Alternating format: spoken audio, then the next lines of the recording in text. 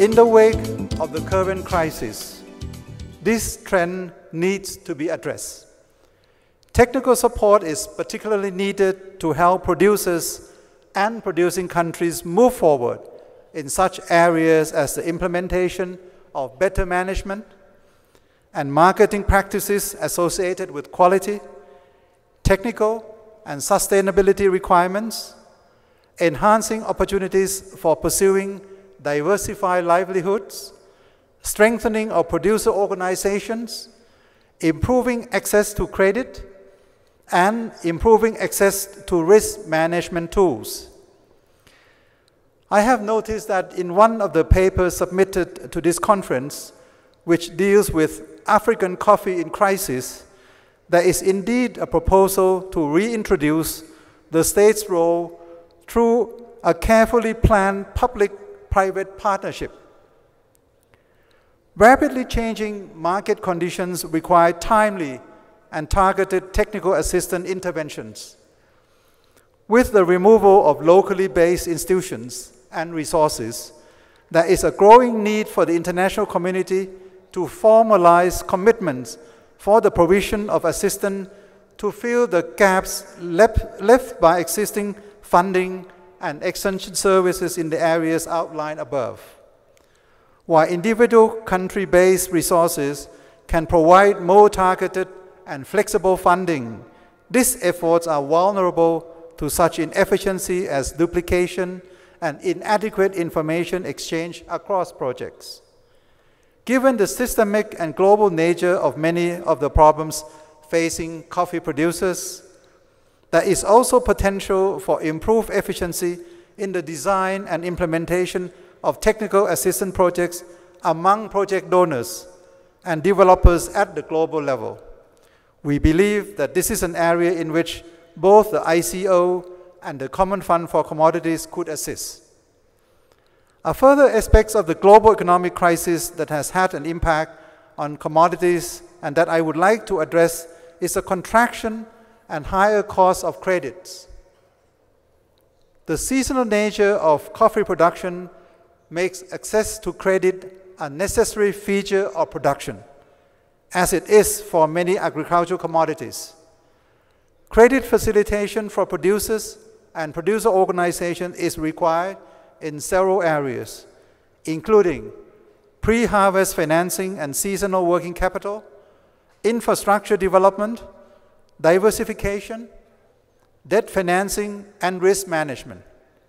Improving access to credit, particularly for producers attempting to enter new and differentiated markets, could stimulate product and export market diversification in the coffee sector and, together with it, overall sustainability. Although a number of specialized credit institutions currently exist, support for producers and local financial institutions for utilizing them is limited. A centralized information portal for financial services could help generate efficiencies both for producers and for the financial markets that serve them. One of the major incentives for international cooperation in the coffee sector is a shared interest in long-term market stability. Given the deep political and economic challenges identified with controlling prices through supply management, alternative market-based means for promoting stability should be sought. Roasters and traders in the private sector have long depended on risk management tools and other specialized trading instruments. Yet, those instruments remain largely out of reach for most producers due to lack of capital, knowledge, and technical infrastructure. Assistance and training in the use of risk management tools through a spatial risk management facility could therefore offer a market-friendly approach for improving the sustainability of production in the face of market volatility. The last feature of the current economic crisis that I would like to highlight as it affects the commodity economy is a precipitous decline in foreign direct investment by transnational corporations. The foreign direct investment, the FDI flows, fell across all regions from their $2 trillion high in 2007 to now less than $1.2 trillion projected for 2009. Yet, between 1990 and 2007, FDI flows in agricultural production tripled from $1 to $3 trillion a year. Although these flows are quite small in proportion to overall FDI flows, they represent a huge source of finance for many low-income countries where agriculture accounts for a relatively high share of FDI inflows. Moreover, FDI in the entire agricultural value chain, from the farm to the supermarket shelf, is much higher, with food and beverages alone accounting for more than $40 billion in annual flows between 2005 and 2007. The transnational cooperation participation in agriculture can have both positive and negative effects in developing countries. On the negative side, government should address, in particular, environmental and social concern associated with TNC involvement, such as the crowding out of small farmers, which might create job losses, land grabbing, dispossession of indigenous people, and over-dependence on the transnational corporations themselves.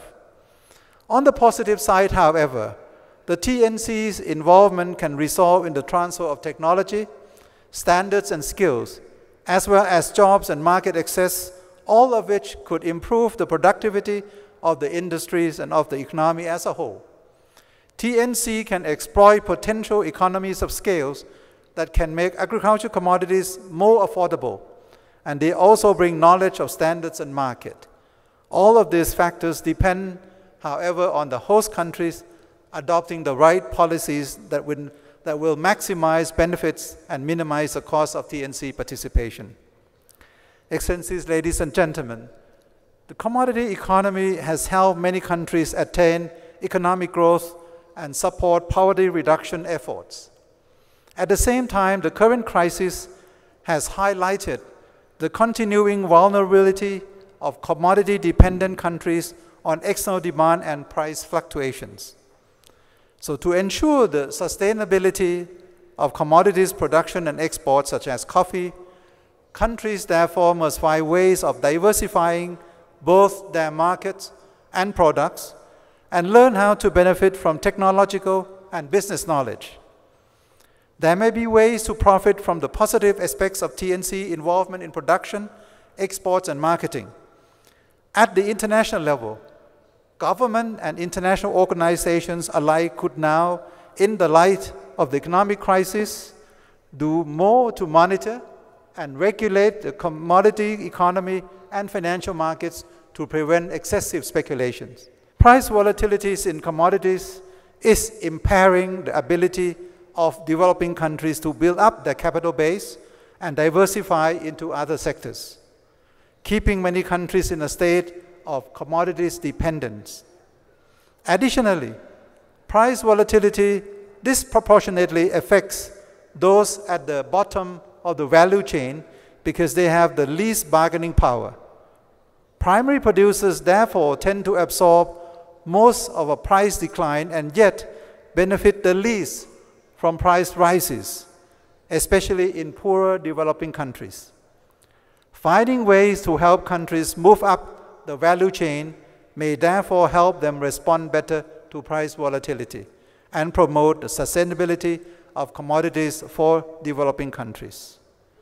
It is my hope that the outcome of this conference will provide coffee stakeholders, farmers, governments, and the private sector with some helpful guidelines on attaining the future sustainability of the world coffee sector. Thank you very much for your attention.